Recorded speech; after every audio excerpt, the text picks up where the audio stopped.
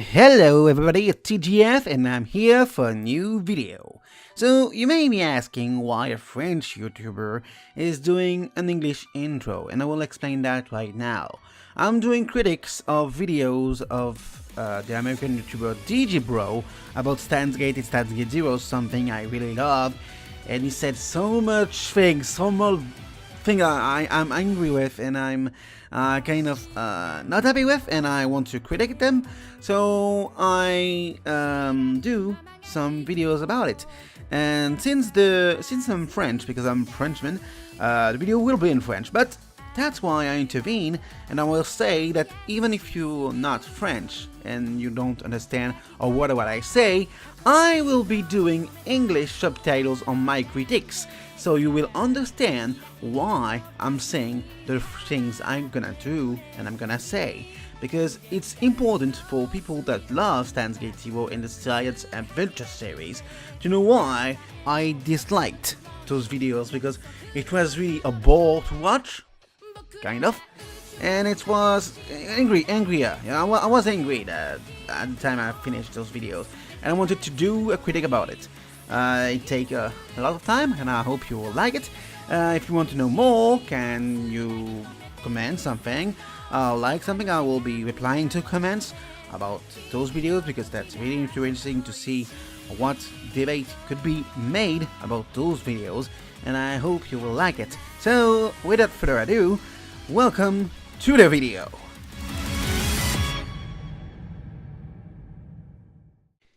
Bonjour à toutes et bonjour à tous, c'est TGF et on se retrouve pour la deuxième partie de nos critiques sur les vidéos de DigiBro. Comme vous le savez, DigiBro a sorti une série de vidéos sur Steins Gate et Steins Gate Zero en considérant que ce n'était pas des vraies suites. C'est pour ça que j'ai voulu faire ces vidéos, et donc du coup, après cette première partie, on passe à la deuxième partie et on commence dès maintenant. Vidéo 2. Steins Gate Zero Sucks Part 2. Badly Written Fanfiction. Alors, je vais vous expliquer simplement ce qui va se passer. La vidéo va être diffusée en VOSTFR, donc elle va être diffusée en entier avec un timecode en haut pour que vous puissiez voir actuellement où vous en êtes dans la vidéo. Et à un certain moment, j'arrêterai la vidéo pour expliquer pourquoi je suis en désaccord ou en accord avec lui, et pourquoi justement je veux critiquer ce qu'il a à dire. Et donc, ceci étant dit, on peut commencer la vidéo dès maintenant. Knowing that anyone involved in the creation of Steins Gate was also involved in the creation of Steins Gate Zero came as a shock to me, because the original deserves to be talked about in writing classes and the sequel belongs on fanfiction.net. Non, je pense personnellement que les deux se complètent et que donc, le tout doit être vu dans des classes d'écriture si je suis ton avis. And yes, I'm being unfair to the halfway decent fanfic authors out there with that comparison, but anyone who's read enough fan sequels to popular shows should be able to tell what I'm talking about. You see, fanfic authors are usually people with a strong attachment to the central cast of characters who just want to imagine them continuing to have interactions and adventures together, but since they aren't actually writers by trade and don't know anything about creating coherent stories or developing the characters in meaningful ways, their stories end up amounting to a lot of the characters just hanging out in a massive group, repeating key phrases and memes which they're known for having said in the original, and generally reliving the shit that already happened, before finally enacting a plot which is basically the same thing that happened last time, but with a cobbled together new set of paper-thin villains and side characters, and about 1,000% less narrative drive or coherence. You don't need a writing degree to have heard the common wisdom that it's most exciting to consume a story in which the main character, the protagonist, is actually driving the story forward. You may have heard phrases like proactive versus reactive characters, or about how it can be boring to have the protagonist remaining on the defensive for too long. Alors, Okabe est toujours le personnage central de l'histoire, et c'est son histoire de regret, de deuil, puis de courage et de renaissance que nous voyons dans Steins Gate Zero. Donc, il porte bien l'histoire. You hear these things commonly not only because everyone and their grandma is a media analyst nowadays, but also because everyone's mom and her dog has tried their hand at writing something and gotten ass blasted over it by some dickbag on the internet. Steins Gate has always been accused of having a slow start and taking a while for the plot to really kick in, but I find this to be a brutal mischaracterization of the show, couched in the fact that the first episodes ask a lot for you to pay attention to and keep track of to really process what's happening. Un autre point où je suis en accord avec toi, c'est vrai que les 12 premiers épisodes sont aussi importants que les 12 suivants dans la série originale, car ils permettent d'introduire les personnages, de voir leur interaction et de voir quels sont les éléments importants qui vont introduire l'histoire et le thriller. And when the tension finally ramps up in earnest, it goes to fucking 11 and basically stays there for the entirety of the series from that point forward. But none of that tension would have meant a goddamn thing if not for the extensive legwork put into getting us there. In the first episode of the original show, Ocarine stumbles upon the grisly murder scene of the young scientist Makise Kurisu, attempts to send his friend Daru a text about it, and then finds himself unknowingly transported to an alternate timeline in which Kurisu is still alive. We are shown all of this happening, but because we don't actually know how it happens, we just seem to be looped into a bizarre paradox interpreted through the unreliable mind of a paranoid Chuny. Right off the bat, even though he doesn't realize it, Okabe has set the plot into motion. From that point onward, he is trying to figure out what the hell happened using the limited resources at his disposal, including internet rumors, his super hacker best friend, the limited connections of his autistic childhood companion, which happen to include a very important maid girl whom we'll later learn is the heiress to half the property in Akihabara, and of course the mysterious still alive Makise Kurisu. In the process of trying to figure out what happened, Okabe and Kurisu discover the secret to an incredibly limited form of time travel, just in the nick of time before the science organization CERN finds out about it and shows up to take it, murdering Mayuri in the process. At this point, the plot setup is basically over. Everything from this point forward is just about studying all the factors at play and moving between timelines until all of the changes to the future have been undone. At this point, we've seamlessly transitioned from a mystery story into a puzzle game thriller, whose intrigue is driven entirely by the emotional state of the protagonist as he tries to undo the consequences of his personality and the decisions that he made which led him here. It would stand to reason then that Steins Gate Zero begin with the conceit of trying to solve the mystery of how to save Makise Kurisu. However, since we already know that the solution ends up being incredibly simple, there would have been no way to dedicate an entire second story to coming to this conclusion. Alors, ce n'est pas simple pour la simple et bonne raison qu'il faut comprendre que le Okabe Rintaro que nous voyons dans Steins Gate Zero ne veut plus jouer au dieu avec le voyage dans le temps. Vu qu'il ne souhaite plus faire le voyage, il faut un événement pour lui prouver qu'il faut qu'il continue sur la voie pour débloquer la ligne de temps nommée Steins Gate. Perhaps then it could have been about figuring out how to build a proper time travel device, but that would have probably required an endless amount of ass-pull technobabble and little in the way of narrative motion, unless they were going to pull some kind of heist on CERN to steal the technology or something, which actually could have been better than what we got. Dans le champ d'attraction bêta, le CERN continue de chercher des preuves pour le voyage dans le temps, mais il n'y en a aucune. CERN ne crée pas la machine à voyager dans le temps, ce qui empêche la dystopie du champ d'attraction alpha. Effectivement, le CERN, même s'il a une importance faible, est toujours présent. A heist gone wrong which has to be reconstructed using limited time travel loops? Yeah, you could do it like the Hunter x Hunter Chimera Ant arc while focusing on how the butterfly effect of every minor change in decision causes a time-sensitive mission with a ton of moving parts to completely alter course. Anyone has my permission to make a story with this gimmick. No, the only way this was going to make sense with the canon of the original story was going to be to tell a completely unrelated story with only tangential connections to the canon wherever gaps could be created and then subsequently filled in, which could have easily gotten hilariously out of hand if they'd had us try to juggle the continuities of all the abandoned world lines which Okabe passed through. On n'est pas dans le champ d'attraction alpha, sauf pour un seul épisode. Donc ça n'aurait aucun sens de jongler sur des lignes de temps qui ne sont pas concernées et qui n'existent pas dans ce champ d'attraction. And that could have been a lot of fun, but instead they decided to keep that kind of thing to a minimum and focus on the new story. So what is the driving force of this new story? Well, there is none. Not at first anyways. Mais il y en a un, mais tu sembles oublier. Rapproche-toi s'il te plaît pour que je puisse te le dire. Le deuil d'Okabe! Voir comment il réagit à son échec et son retour à une vie normale. We are reintroduced to the old characters, new ones are threaded in, and Okabe finds out about this AI technology which some former associates of Kurisu have been building, and that's about it. I mean, it's clear that this technology will be relevant somehow, but there's nothing to go on. No hook, no story, just a new plot element whose relevance is entirely unknown. Encore une fois, le deuil d'Okabe suffit. Il suffit de voir la scène chez le psychiatre pour comprendre que justement, ce deuil est difficile et quand Amadeus lui est introduit, il est en choc car il pensait que les travaux de Makise Kurisu étaient oubliés aussitôt que son corps fut découvert en haut de Radio Gaikan. Is the existence of AI technology supposed to be a gripping enough mystery for us to want to know more? Oui, pour moi. Pour toi, apparemment, ce n'est pas le cas. Would anyone feel compelled to continue beyond this point if they didn't already care about these characters because they enjoyed the original series? I've seen many accounts online of people dropping the original show because they thought the first episode was boring, and I can't even imagine how those people would fare if they tried to sit through this one. In episode 2, we conveniently discover that the team behind this AI technology happened to have entirely transcribed Kurisu's memories and thought patterns into their AI program Amadeus, thus allowing the most popular character from the original series to functionally live again in the sequel where the entire conceit is that she's supposed to be dead in this universe. Justement, toute cette histoire d'Amadeus a du sens. Et ça, contrairement à ce que tu penses. Makise Kurisu a mis sa thèse en route 1 an avant les événements de Steins Gate. Intéressé, pour différentes raisons, Alexis Leskinen et son laboratoire essaient de trouver une solution à cette idée et créent Amadeus, une intelligence artificielle. Vu que le programme est en cours d'expérimentation et que Kurisu est toujours vivante à ce moment-là, on lui demande de faire le cobaye, ce qu'elle accepte. Il est donc normal qu'il y ait une version d'Amadeus Kurisu. Par contre, il est clairement dit par Mao ainsi que par Okabe qu'Amadeus Kurisu a beau ressembler à Kurisu, ça ne change rien au fait qu'elle soit morte.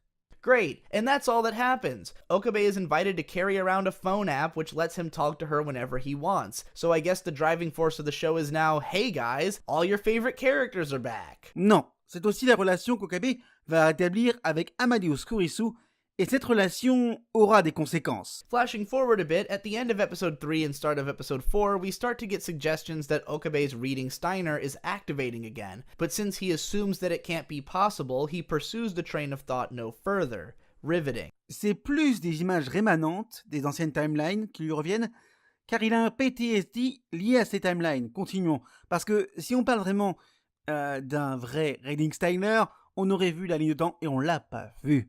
Meanwhile, it is retconned in that when Suzuha was time traveling around and getting to this point, she had originally been carrying future Mayuri's adoptive daughter Kagari around with her, but lost her 12 years in the past and is trying to locate her again. So now we've got that going on. Do we care? No. Dans ce champ d'attraction, il n'est jamais dit que Suzuha voyageait seule. La seule chose que nous savions, c'est qu'elle venait de 2036, post-Troisième Guerre mondiale, et que sa machine peut aller dans le passé et dans le futur, contrairement à celle de Suzuha Alpha.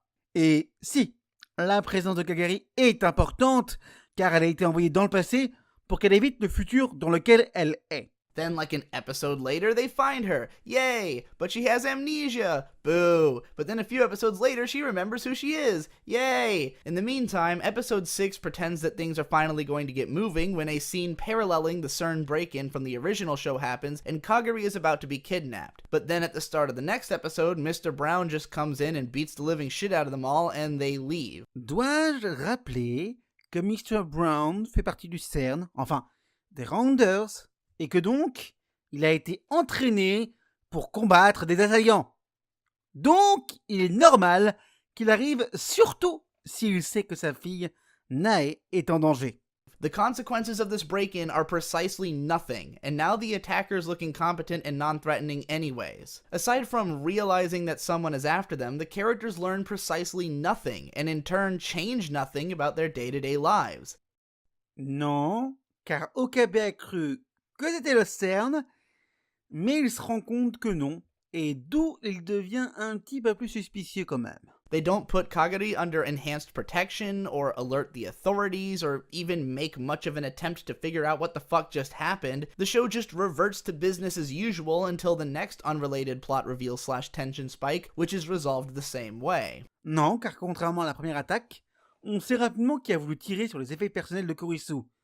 Ce sont les Russes, en guerre avec les États-Unis pour la machine temporelle. This is the baffling ebb and flow of Steins Gate Zero's first 16 goddamn episodes. It's constantly buttering you up for something to finally happen, and then instantly killing the tension completely so the characters can stand around talking about it. If you've ever seen YMS's videos on Season 2 of The Walking Dead, then you'll almost certainly have flashbacks to the way he described its methods of wasting time and postponing meaningful drama for as long as it fucking can. At one point, the Amadeus system is at risk of being hacked, then in the next episode, this legal lolly girl is just like, oh, we beat back the hackers for now, so it's okay. And that's that. Tension thoroughly deflated, consequences absolutely zero. Let's think back to the original show. Every time Okabe was fucked, he was truly and royally fucked. It seemed like the invisible hand of CERN was lurking behind every shadow when they'd find countless new and unexpected ways to track down and murder Mayuri. Every single escape was a mad dash to the time leap machine to scrape by just in the nick of time, and often there'd be no time to rest before new ideas had to be set into motion. It wasn't until a wizened and well-traveled Ocarine had figured out how to operate efficiently enough to save himself some extra time that he could actually catch a breather, which is what made his unraveling mental state so believable and the scenario so balls-clenchingly difficult to watch at times. This wasn't just an effort to keep the show exciting, but also to cover its tracks. One was not asked to think too hard about the mechanisms holding this wacky-ass time travel plot together, because the shit was constantly hitting the fan, and it was obvious that the science fiction elements were incidental to the emotional narrative at the core of the series. Everyone was always in a hurry once the plot got moving. Suzuha's time machine, for instance, couldn't be left on the roof for too long or else it might get seen and potentially cause a time paradox. The sequel hand-waves this problem by telling us that Ferris Nyan Nyan happens to own this building and is renting out the top 2 floors to them so they can continue their time travel research there. It's not even clear how much she actually knows about this, like if she actually realizes that Suzuha is from the future.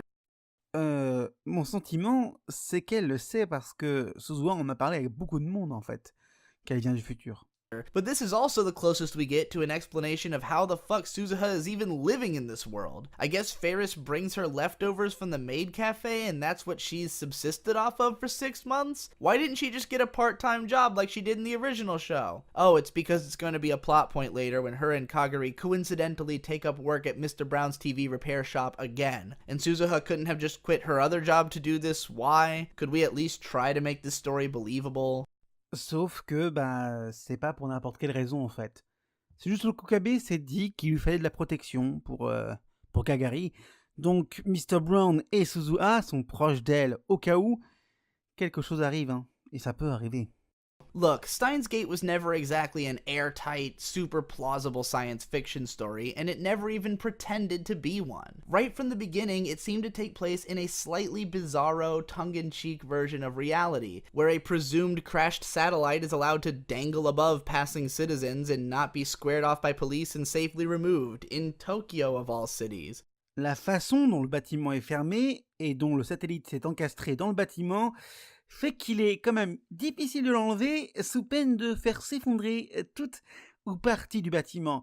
T'imagines un bâtiment de radio qui s'effondre comme ça? And a time machine is created by connecting a cell phone to a microwave and powered by the signal wave of a large CRT television in the room below, which turns bananas into gel bananas, mostly because it's hilarious to say the word geru banana in Japanese. Also, the evil world domination organization that the characters are fighting is fucking CERN, who'd probably be seen as utterly benign to anyone other than paranoid conspiracy theorists worried that the Large Hadron Collider was going to create a black hole. The joke then is the fact that it kind of does. The main character is a paranoid delusional. His companions are a turbo geek and a mildly functional autistic girl, and they all speak in 2-channel memes half the time. None of this could ever be a strain on your disbelief because it was never asking you to believe any of it. You're meant to become invested in the characters and the atmosphere of the story, have your brain tickled by its entertaining sci-fi ideas, and chuckle over recognizing all the references, right up until the rug is pulled out from under it all and Okabe has to hit the ground running right through an endless sequence of edgy, badass, and emotionally gripping scenes that largely don't make any goddamn sense anyways. Like, okay, if Mr. Brown was FB all along, does that change at all in the beta timeline?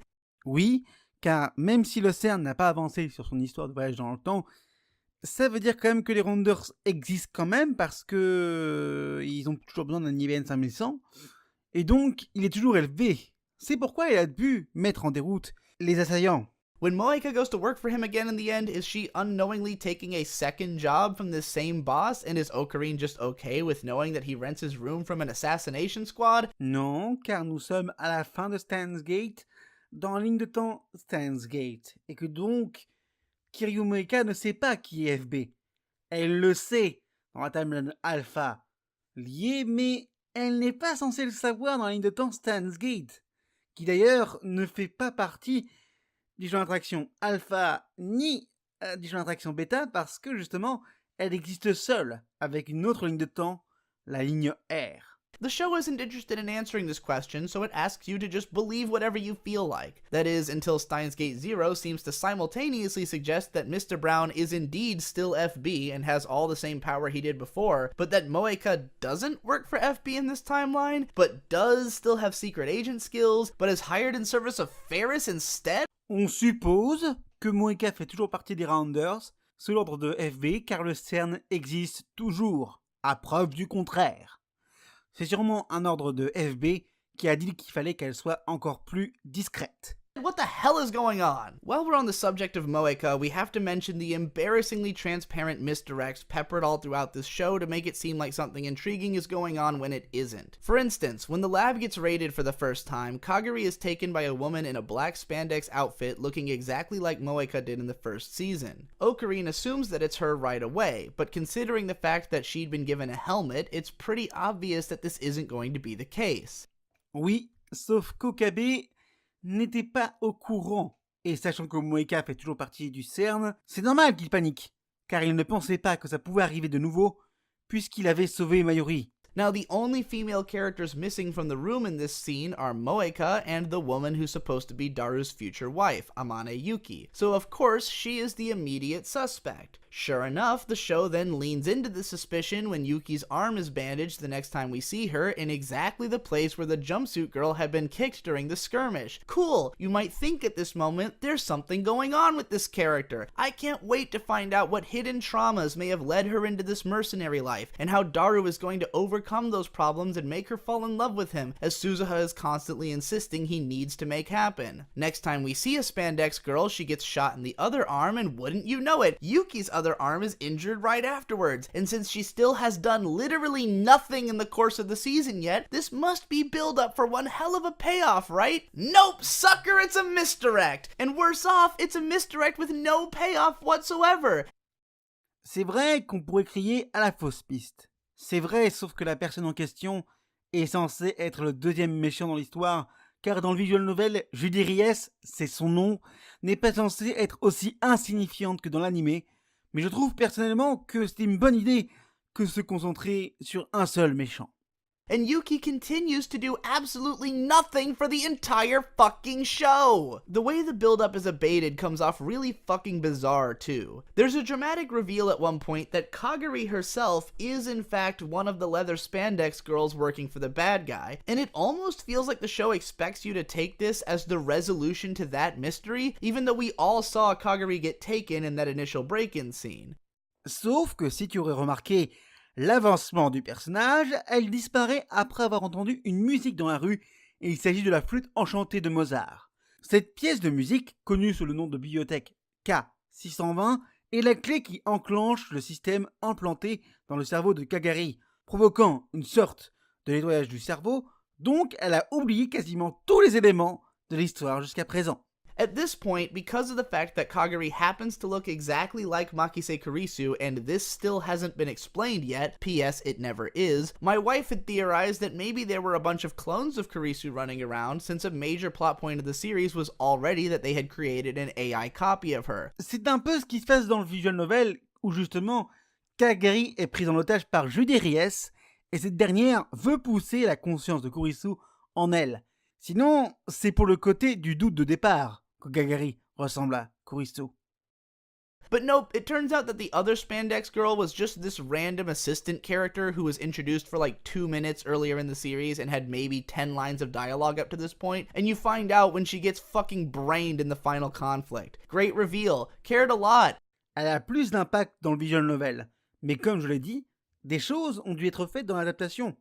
Et il paraît donc plus logique de centrer l'attention sur Alexis Leskinen que Judy Reyes. Totally justified an entire show worth of misdirection trying to convince me Yuki would ever matter in any way. Remember that fantasy I had about Daru capturing her heart by helping her to face her inner demons? What we get instead is this painfully cringe-inducing episode about all the girls trying to help Daru become a ladies' man so he can woo her, only for it to turns out that she likes him for himself anyways and they start dating, I guess. I would have said it was the worst thing I've ever seen if I wasn't going to later watch future Ferris Nyan Nyan gadding fighting soldiers while future Rukuko murders people with a fucking samurai sword, but the future scenes in this show might need to get their own entire video at some point. Suffice it to say that never actually showing the post-apocalyptic future it suggested was one of the original show's best decisions. Faris et Lugako font partie de Valkyrie et se défendent. C'est donc normal qu'ils utilisent un jargon militaire ou qu'ils ont accès à des armes. Je ne vois pas de problème personnellement. Le futur de la ligne bêta est différent de l'alpha.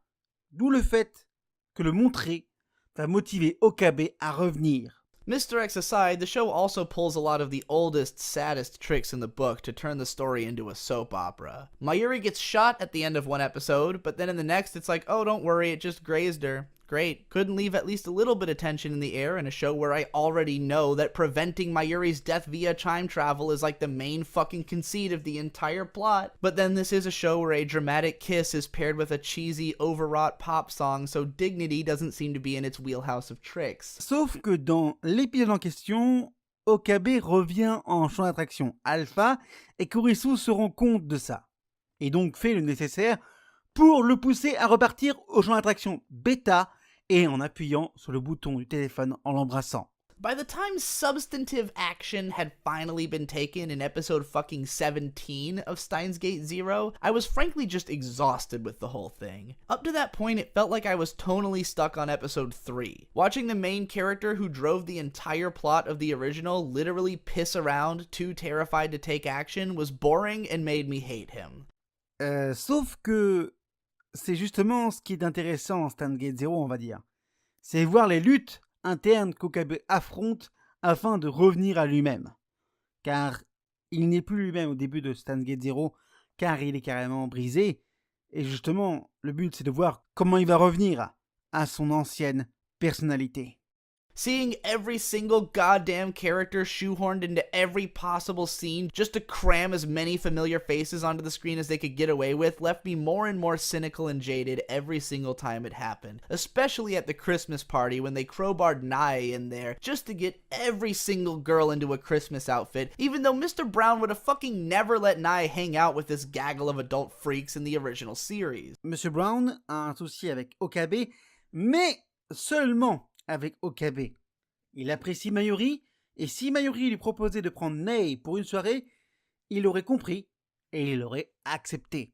None of the characters in this show have any lick of personality besides Suzuha, whose entertainment value and actually decent redesign tits aside, made her the only thing that kept this show even remotely sit-throughable for me. An embarrassing amount of dialogue in the early episodes involves characters dumping expositional information which their conversation partners should already be aware of. This is bad writing 101! Considering Steins Gate had some of my favorite dialogue in anime history, it's also depressing to think about, especially when the same motherfucking dude wrote the script. Like, what the fuck, Juki Hinata? Why are you so inconsistent? In the original show, the question of who to tell what about the discoveries which the heroes were making was a matter of careful consideration and concern, with clear ramifications if certain people were privy to certain things at certain times. In Steins Gate Zero, information is a convenient way to elongate the episode count. The arbitrary decision on one character's part to not tell another about their secret plans allows the plot to progress in one direction, and then the information is shared when the plot needs to progress in another direction. Meanwhile, when there's not enough going on to fill out a 22-minute episode, you can throw in a few lines of internal monologue where characters stand around pondering who they should tell what. None of this is entertaining to watch, and seeing the mechanism of it all is like catching the writer with his pants down. In place of witty and entertaining vocal sparring matches, the show is instead overburdened with attempts at emotional heart-to-hearts, none of which are earned by the events of the sequel's plot, and instead rely on the fact that we already care about these characters from the first season to assume that we'll care about their overwrought emotional outbursts in this one. But since I couldn't actually relate these characters to the people that they used to be in my mind, it was difficult to give a fuck about basically anything in the sequel. Les personnalités sont proches de leur interaction dans le genre d'attraction alpha. Donc pour moi, ils sont assez proches pour que je m'y attache. If the laziness of this show's writing comes to a head somewhere, it's in the concoction of its main villain. Throughout the series, this guy is presented as a stupid-ass, obnoxious comic relief character whose broken Japanese and horrid English stops being funny immediately. Where? Japanese charming girl どこにいるんだい、Rintaro? Hey boy, what's up? Holy cow! So I said we should come soon. Thank a lot, we had a wonderful experience. Désolé, j'ai pas pu m'en empêcher. Justement, c'est ce qui intéresse. C'est ce côté un peu broken English. C'est justement ça qui a fait que c'est devenu un mème, ce truc. Pourquoi tu comprends pas ce que c'est qu'un mème? Et oui, c'est devenu un mème, et oui, bien sûr. Quand tu entends pas mal de choses sur les Shaman Girls, c'est con, mais c'est vraiment le truc qui est le plus drôle sur son personnage. Justement, c'est parce que on croit qu'il est innocent, on croit qu'il est justement clean, sans problème, qu'on est vraiment choqué de le voir en tant que méchant après. Et toi, tu le trouves insupportable? Je comprends pas, franchement. J'ai du mal à comprendre comment tu peux dire qu'il est insupportable. At first, the laziness manifests as this character seemingly involving Ocarina in the plot just because he's a wacky, dumb asshole. But in the end, it turns out that this was all according to Keikaku, when the laziness then manifests as this character's entire plot and motivations being dumped in one long, pointless monologue right before Suzuha kicks the living shit out of him, and then he does precisely nothing new in the plot while Okabe finds the route to thwarting him. This character is unthreatening, uninteresting, and obnoxious. Normal, car c'est censé être une surprise. Mais on peut déjà commencer à s'inquiéter à partir du moment où Leskinen revient au Japon. On comprend mal pourquoi il revient après qu'une partie de son équipe ait été menacée. On le comprend bien plus tard quand il devient l'antagoniste principal et quelques éléments le concernant ont pu être distillés avant ça. And the fact that Daru tells Suzuha not to kill him because she would be no better than he is, right after we just watched her gun down like 30 fucking guys in a row, retched the biggest, driest, and most tired from my lungs that I've ever breathed in my life. I've still got at least another half hour of bitching to do about this show, so we're gonna call it a day for now and pick this up in the next one where I'll complain about the rest of the characters and how badly this show fucks up the appeal of the series. Moi, je sens que je vais encore avoir au moins 20 minutes pour ça. Oh boy. Et on va s'arrêter là pour cette vidéo. On est déjà à 32 minutes et on va s'arrêter là. J'espère en tout cas que cette deuxième vidéo sur la critique des vidéos de Digiblow vous aura plu. On se retrouve bientôt pour la suite de nos aventures. On risque de partir pour 4 vidéos et non 3 comme je l'avais prévu au départ. Mais en tout cas, j'espère que cette vidéo vous aura plu. On se retrouve bientôt pour de nouvelles aventures. C'était Jeff, stay tuned for more. What do you me? Et à la prochaine les gens.